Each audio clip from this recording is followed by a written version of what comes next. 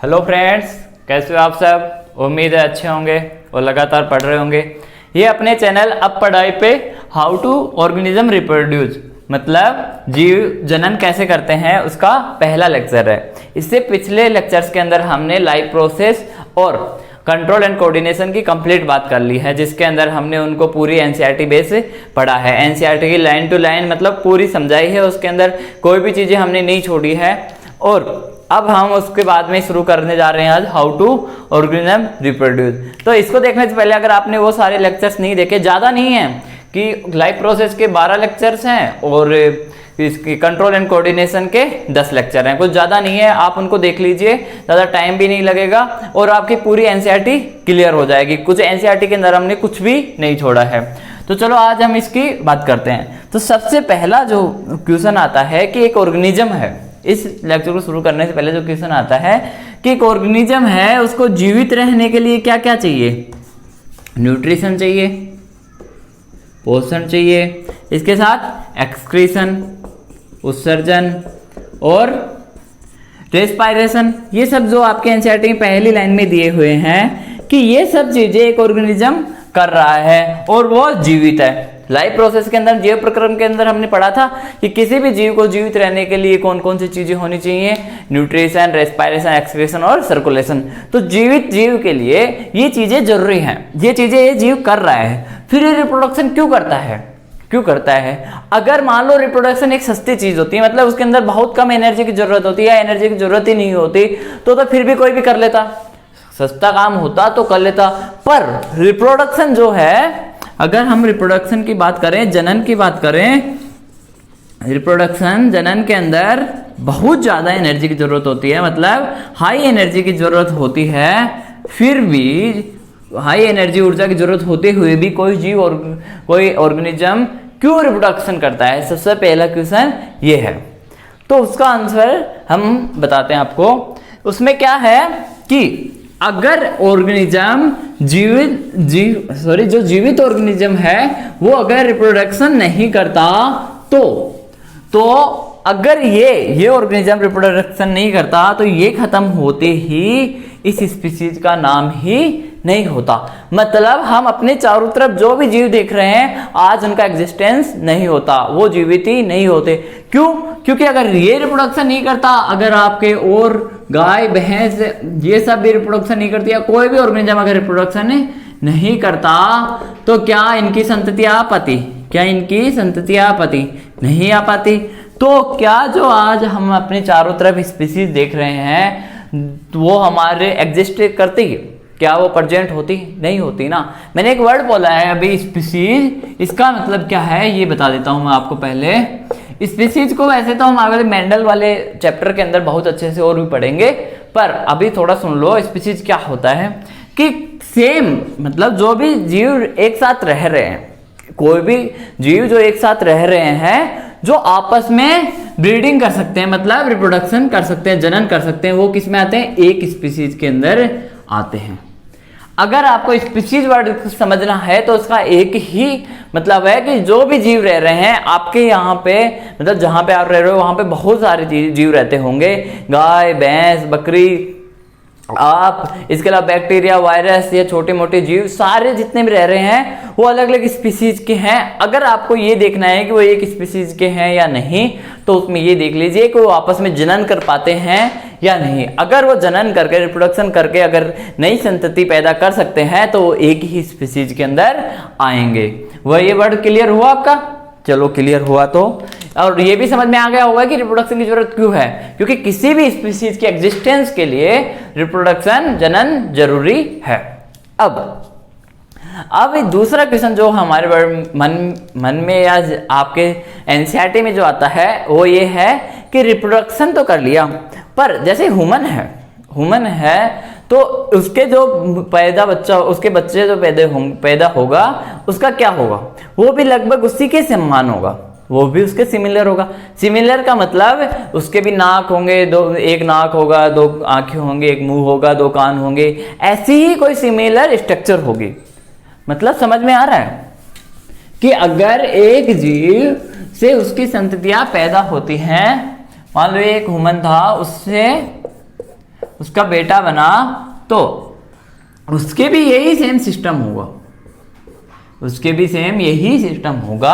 आगे बात करेंगे वो जो अंतर आता है उसकी बात भी हम करेंगे, पर अभी देखना कि उसके भी ऐसे ही होगा, एक नाक, दो आंखें, दो कान, एक मुंह, दो हाथ, दो पैर, वो सब चीजें उसके अंदर भी क्या होंगी, सेम होंगी।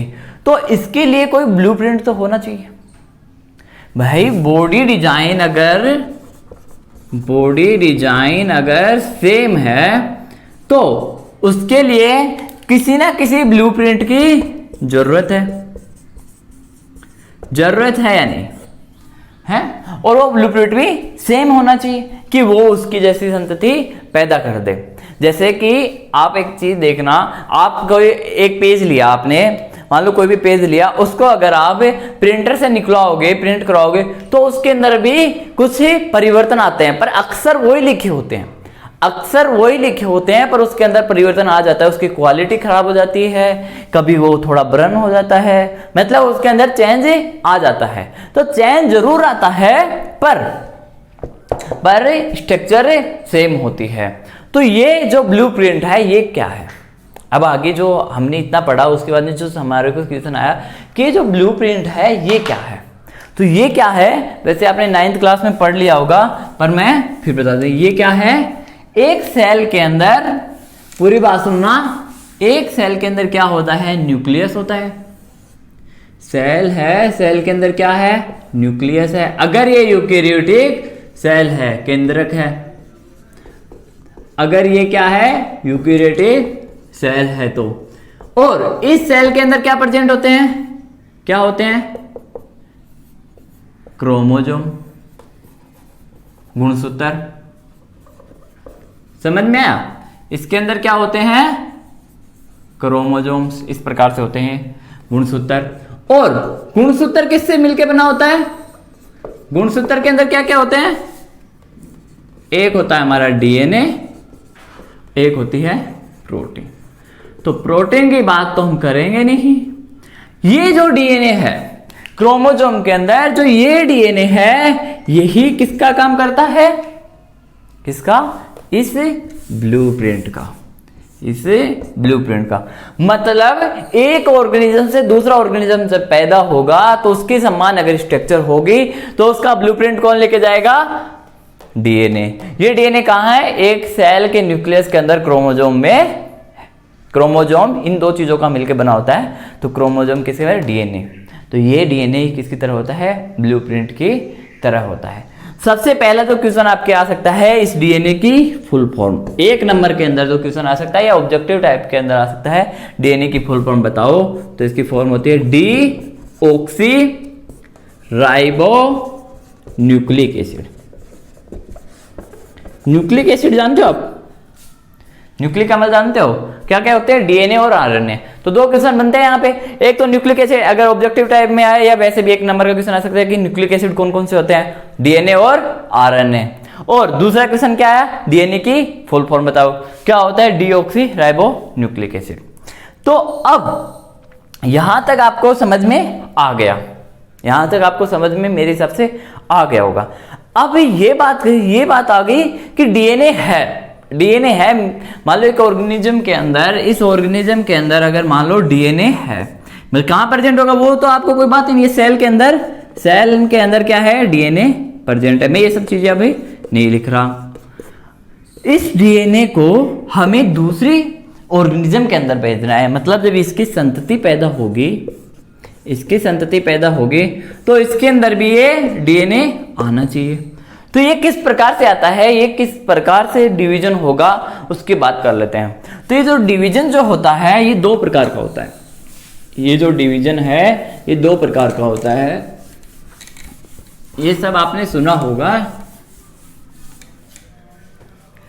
ये जो डिवीजन जो होता है इसके लिए ये 2 प्रकार का होता है।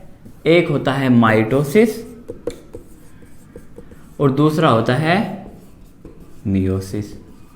समसूत्री विभाजन और अर्धसूत्री विभाजन, इनमें अंतर समझना, ज्यादा कुछ नहीं बताएंगे, जो आपकी है, आपको जहां तक समझ में आ सकता है उतना ही बताएंगे, माइटोसिस और मियोसिस। ह्यूमन के अंदर, इससे पहले ह्यूमन के अंदर कितने क्रोमोजोम होते हैं? ह्यूमन के अंदर कितने क्रोमोजोम होते हैं? कितने होते हैं? 46 क्रोमोजोम होते हैं। बात ये तो याद ही होगा, ये तो सब बचपन से पढ़ते आ रहे हो, ये तो 5वीं क्लास के स्टूडेंट को पता होता है। तो माइटोसिस के अंदर क्या होता है? देखो, समसूत्री, और सूत्री मतलब क्रोमोजोम, मतलब माइटोसिस के अंदर डिवीजन होगा तो क्रोमोजोम जाएंगे वो समान जाएंगे। मतलब अगर माइटोसिस के द्वारा कोई सेल डिवाइड हो रही है, इसके अंदर अगर 46 क्रोमोजोम थे, तो इससे जो दो सेल बनी उनके अंदर भी 46 क्रोमोजोम ही जाएंगे। बात समझ में आई माइटोसिस के अंदर, कि माइटोसिस के अंदर डिवीजन होगा तो सेम क्रोमोजोम जाएंगे। मियोसिस, अर्धसूत्री विभाजन, अर्ध मतलब आधा, मतलब अगर कोई सेल मियोसिस के द्वारा डिवाइड हो रही है, मियोसिस वाली प्रोसेस से डिवाइड हो रही है, तो उसके अंदर क्रोमोजोम अगर इस पेरेंट सेल के अंदर 46 से, तो इससे जब डॉटर सेल बनी, जब इसकी पुत्री कोशिकाएं बनी, तो उसके अंदर क्रोमोजोम की संख्या आधी हो जाएगी। कितनी? 23।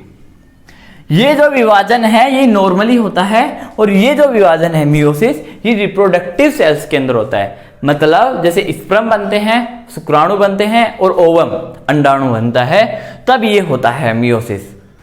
इसकी बात अंडाणु और शुक्राणु की बात हम बाद में आगे कर लेंगे।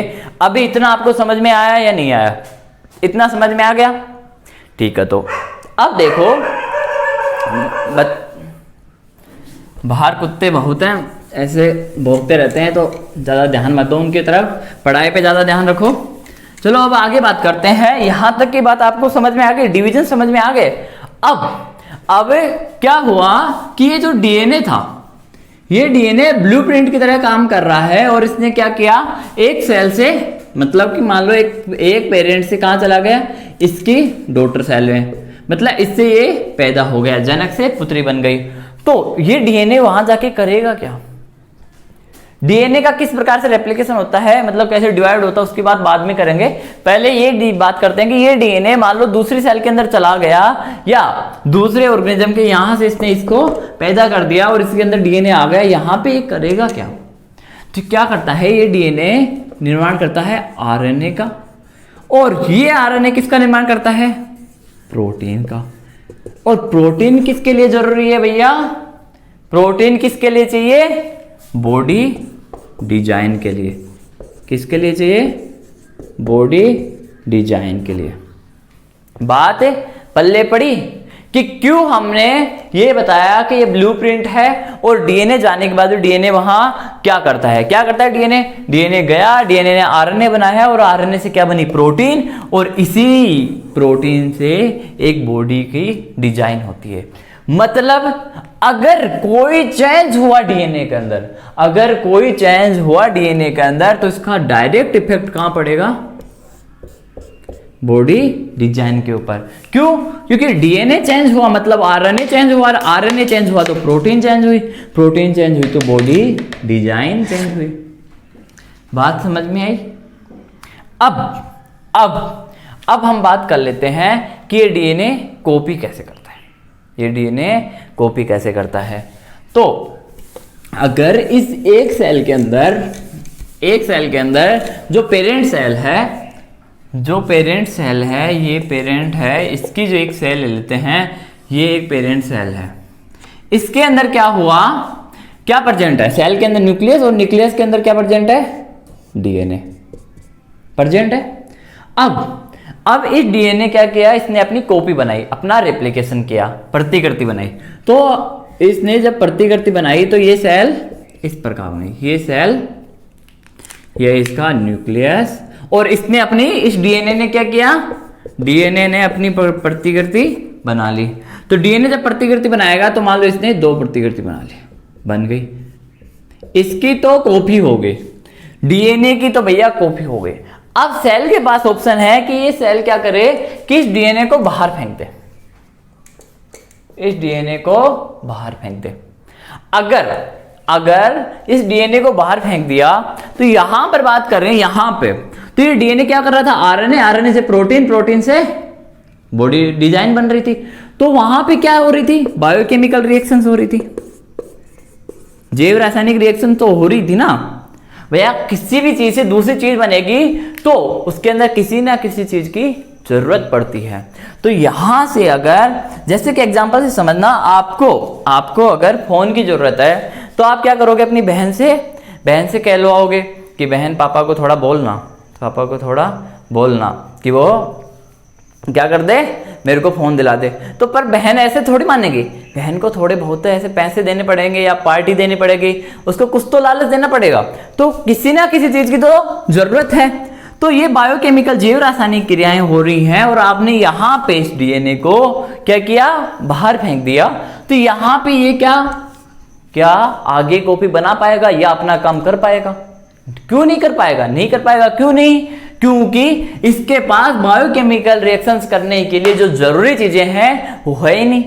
तो इसके साथ ही हमें क्या करने पड़ेगा, डीएनए का रेप्लिकेशन करने के साथ ही हमें सेल का रेप्लिकेशन भी करना पड़ेगा, मतलब सेल का डिवीजन भी करना पड़ेगा। और सेल का डिवीजन होगा तो क्या होगा, इस एक सेल से 2 सेल बन गई, इस एक सेल से 2 सेल बन गई, ये 2 सेल हो गई।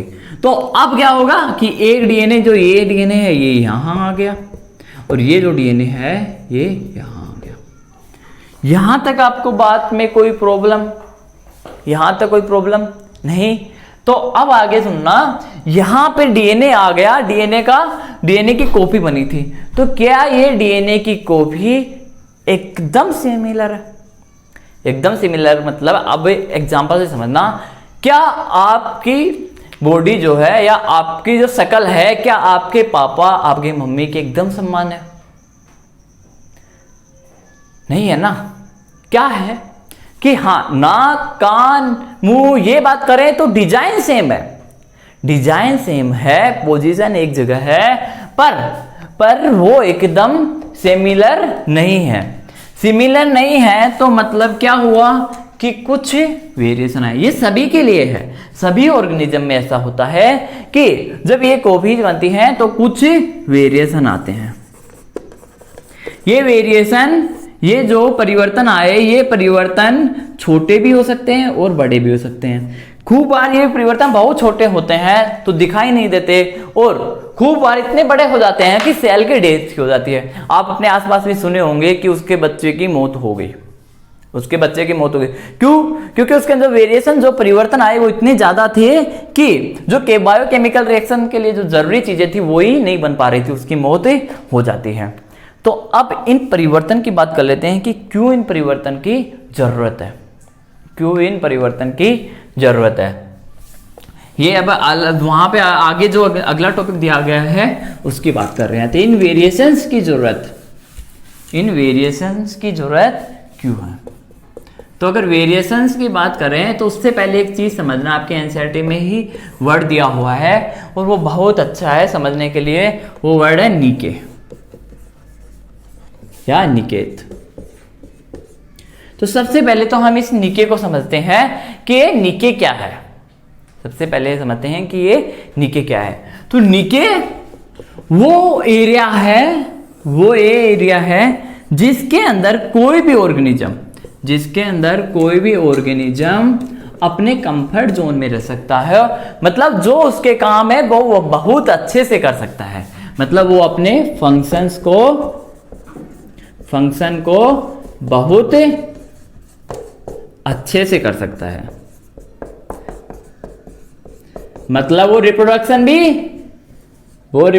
भी अच्छे से कर सकता है, जनन भी अच्छे से कर सकता है, इसके अलावा खाना पीना जो भी है काम वो सारे अच्छे से कर सकता है। नीचे समझ में आया? इकोसिस्टम का वह भाग जहां कोई ऑर्गेनिज्म अपने फंक्शन बहुत अच्छे से कर सकता है या अपनी पूरी एबिलिटी के साथ जी सकता है या अपनी पूरी एबिलिटी के साथ रिप्रोडक्शन जनन कर सकता है। अब अगर निके है, उसके अंदर एक ऑर्गेनिज्म ने, ये निके है किसी भी ऑर्गेनिज्म के लिए, निके का एग्जांपल की बात करें तो ऊंट के लिए रेगिस्तान हो गया। क्यों? क्योंकि वो वहां पे रह सकता है, उस एनवायरनमेंट के लिए एडेप्ट है कि वो 7 दिन तक पानी पिए बिना रह सकता है। इसके अलावा वो धूप सहन कर सकता है। शेर के लिए जंगल है, शेर के लिए जंगल है। तो निके अगर इसके अंदर मान लो कि ऊंट है, ऊंट के एग्जांपल से समझ लो या शेर के एग्जांपल से समझ लो। चलो हम शेर के एग्जांपल से समझते हैं। अगर शेर है इस एनवायरनमेंट के अंदर तो अगर शेर यहाँ पे परिवर्तन ही नहीं होगा, आज से 100 साल पहले बहुत सारे जंगल थे, वहां पे शेर को अच्छे से खाना मिल जाता था। तो यहाँ पे अगर शेर है जंगल के अंदर पहले 100 साल पहले वाला, जिसको मतलब क्या शिकार करने के लिए, जिसको शिकार करने के लिए ज्यादा मेहनत नहीं करनी पड़ती थी, वो शेर क्या हुआ, जैसे जंगल कटे तो उसके लिए क्या ये नीचे रहा? क्या ये जंगल अब उतना ही कंफर्टेबल था जितना पहले था? उतना कंफर्टेबल तो नहीं था। क्यों? जंगल कट गए तो ऑर्गेनिज्म कम हो गए, शिकार करने के लिए उसे मेहनत ज्यादा करनी पड़ेगी अब।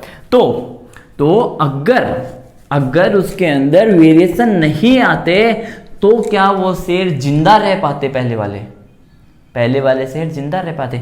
नहीं रह पाते ना। ये वेरिएशन उसे लगातार चेंज करते गए, और जब ऐसा माहौल आया, जंगल कम हुए, तब भी कुछ शेर उनमें से जिंदा थे। अब एग्जाम्पल की बात करते हैं जो एनसीईआरटी के अंदर दिया है। बैक्टीरिया वाला एग्जाम्पल दिया गया है कि जो कोल्ड के अंदर बैक्टीरिया रहते हैं, शीतोष्ण वाले एरिया के अंदर रहते हैं बैक्टीरिया, ग्लोबल वार्मिंग की वजह से, किसकी वजह से? ग्लोबल वार्मिंग की वजह से लगातार क्या हो रहा है? ग्लोबल वार्मिंग की वजह से क्या हो रहा है? लगातार एनवायरनमेंट परिवर्तन हो रहा है, और टेम्परेचर जो है वो लगातार बढ़ता जा रहा है। तो बढ़ते हुए टेम्परेचर के अंदर अगर कोल्ड वाले बैक्टीरिया, वो जो पहले रह रहे थे वो ही रहेंगे, तो क्या वो जिंदा रह पाएंगे? परिवर्तन चेंज हो गया उनका, नीचे जो था उनकी कंफर्ट जोन में रहने वाली, वो परिवर्तित हो गया। अगर नीचे के टाइम पे, जब वो नीचे में थे, जब वो अपनी सबसे अच्छी कंफर्ट जोन में थे, तब अगर उनमें परिवर्तन नहीं होता तो आज सारे बैक्टीरिया वो मर चुके होते।